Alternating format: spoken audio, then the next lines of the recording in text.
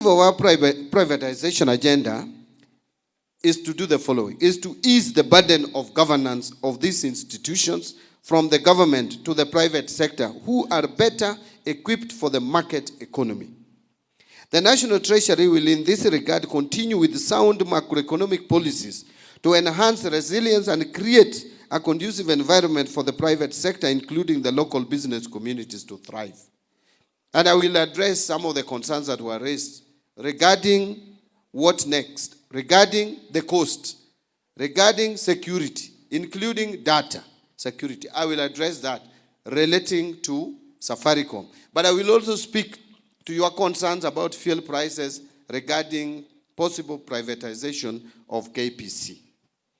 This strategic response is actually anchored in the bottom-up economic transformation agenda and also on the medium-term plan, MTP4.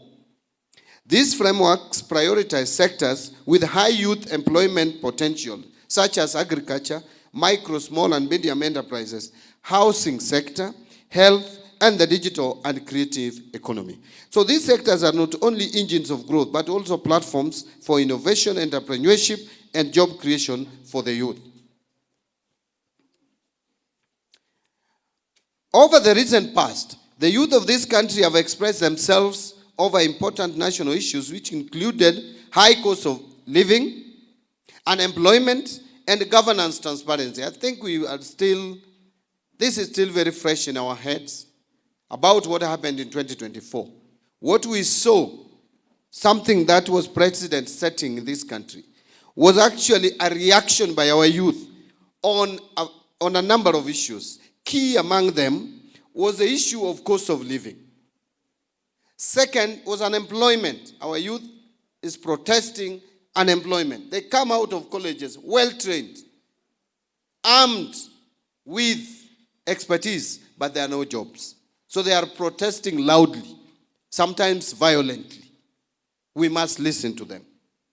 The last one is on issues of governance. The youth are simply reacting to opulence that they see being exhibited by public officers, yet at the same time, they feel they are not getting the services that they should get from their government. And so that is the cause for the reaction of the students. And these concerns are valid and demand our immediate attention. Otherwise, we will lose our country. We must respond, we must react, we must act on these concerns. The government has actually committed itself to transforming these frustrations into constructive dialogue and tangible action. This forum, therefore, provides the perfect opportunity to provide our feedback on the necessary actions from the government to address these challenges. So during this process, we will welcome positive critique of our public financial management systems and policies to shape the budget process. Your active engagement in this process will ensure efficient and transparent use of public funds, ensuring that resources allocated to address youth empowerment achieves the intended objectives. And I will request that the presentations, and I must give you credit, I actually listened to the presenters here. Very informative. Very informative. Beginning with the first speaker who came from the business community. My friend, as you are reading, I really felt challenged that you are going to the core of even taxation and proposing tax measures. I will request that your presentations, you do some write-up for us and submit them. Our people will collect your presentations. So during the launch of this process, I was elated to have received a written memorandum. This one we did in Nairobi, outlining some practical measures through which we can enhance financial support for students in tertiary institutions. We have noted the valuable feedback, which includes strengthening financial support for student financing, reforming students' loan financing through fiscal policy, targeted student grant funding for vulnerable students, facilitate provision of affordable student accommodation, and establishing an emergency student support fund.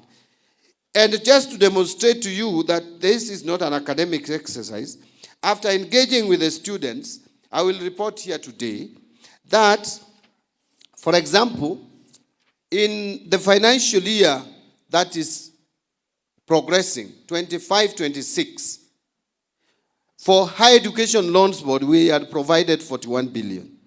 But now, in this proposed BPS, if you have looked at it, we are proposing 58 billion for Higher Education Loans Board. That is an increase of 17 billion shillings. And on the university, what we call the money that we support the students, is not the one that we put and is not a loan. Pardon? Yes. It was 16 billion, but we are moving it to 34 billion. So we are putting under scholarship 34 billion and under Higher Education Loans Board 58 billion. That is the proposal. So that is an increase from 57 billion, if you add those two numbers, to 92. An increase of about 35 billion. This is a reaction to address the concerns that students have raised. And I'm looking at how we can fund even high schools better in the next financial year. So that this talk that government is defunding education, which is not true, because look, in 2022 to now, the money that is going to education has increased in this proposed budget by 150 billion. If you compare the budget that was allocated for education in 2022 and compare it to what we have proposed for 2026, this is an increase of about 150 billion. Now going to 748 billion from 703 billion last financial year. That's an increase of 45 billion under the Ministry of Education. But we can even do more. So as we engage, we are also looking at our numbers and give more money to education. A society that fails to educate their people can never progress.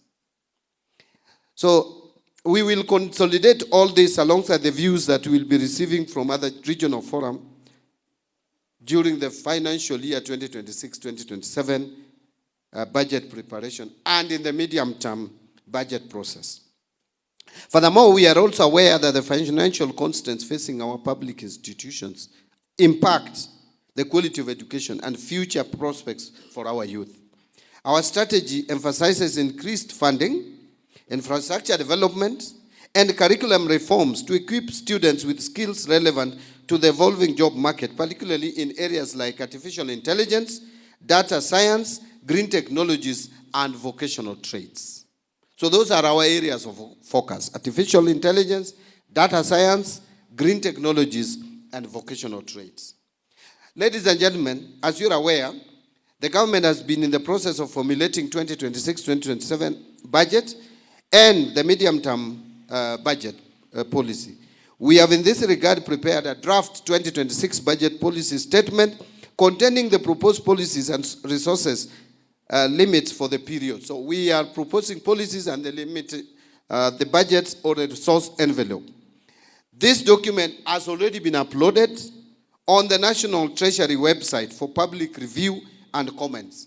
I am looking forward to receiving valuable comments to inform the finalization before we submit to the National Assembly of Parliament by mid-February. I wish to urge for your concerted effort to enable us build a Kenya where opportunities are accessible to all, where youth are empowered to lead, and where our collective aspirations become reality. Together, we can forge a prosperous, inclusive, and resilient nation. Ladies and gentlemen, privatization, if I come back to privatization a bit before I conclude my official speech, privatization is often part of a broader process of structural reform. Privatization transactions are very complex and require careful consideration of a number of issues. Well-designed and implemented privatization policies are essential to ensure credibility of reforms, to help governments achieve their objectives, and to create efficient and competitive markets for goods and services.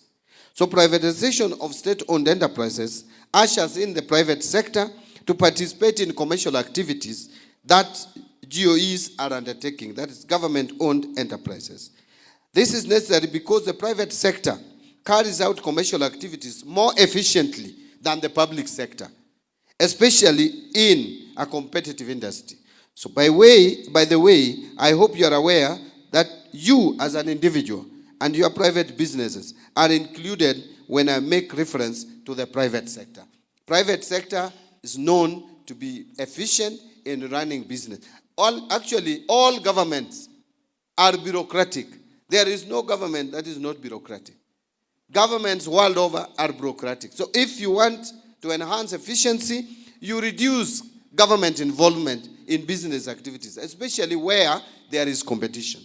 So the benefits of privatization include, as opposed to your fears, the benefits of privatization should include lower prices, better quality of goods and services produced, wider choices for consumers, more innovation, minimal red tape in decision making, and less corruption.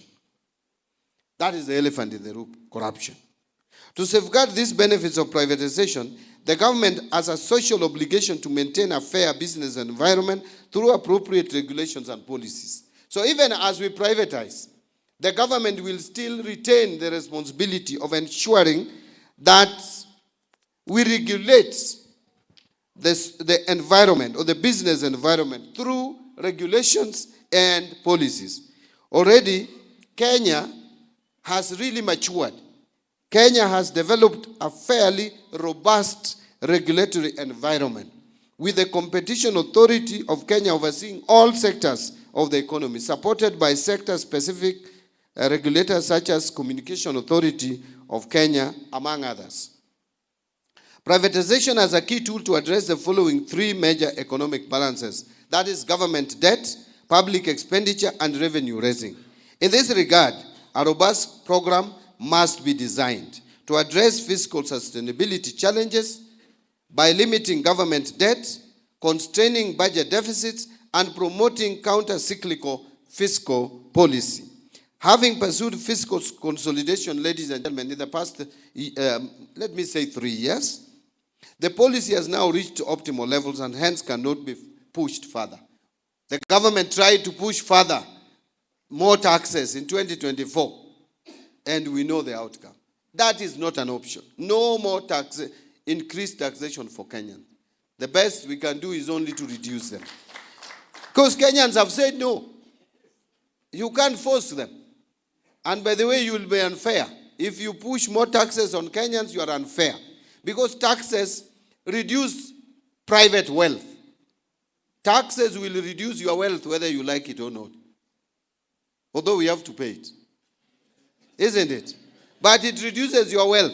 If your salary is $1 million and 300 million goes to 300,000 goes to government, see, your wealth will come down from 1 million to 700,000.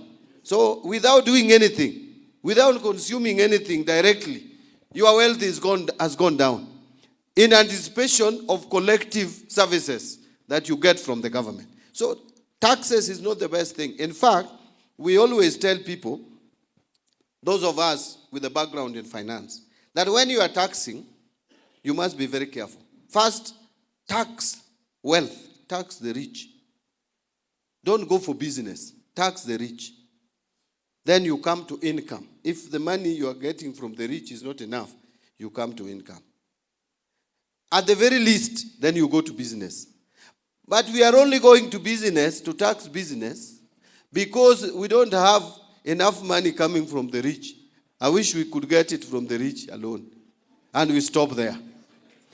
But taxing businesses affect creation of employment. Because if I make 1 million from business, and you're taking 300,000, if you leave me with that 300,000, I can expand my business. By expanding business, I will employ more people.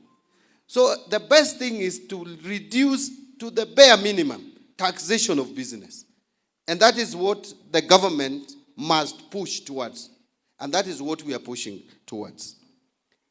And so you must create other sources of revenue. And I will come back to that.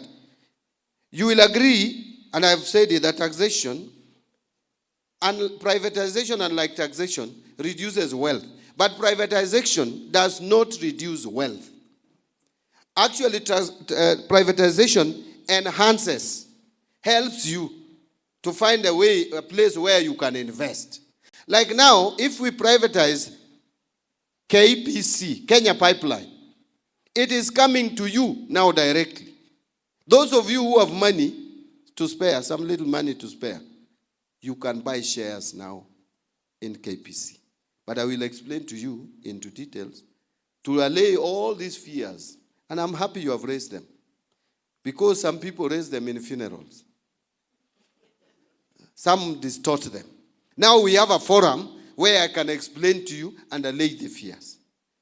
I will do it. I will spend about 3 to 5 minutes to allay those fears. Now I think I'm almost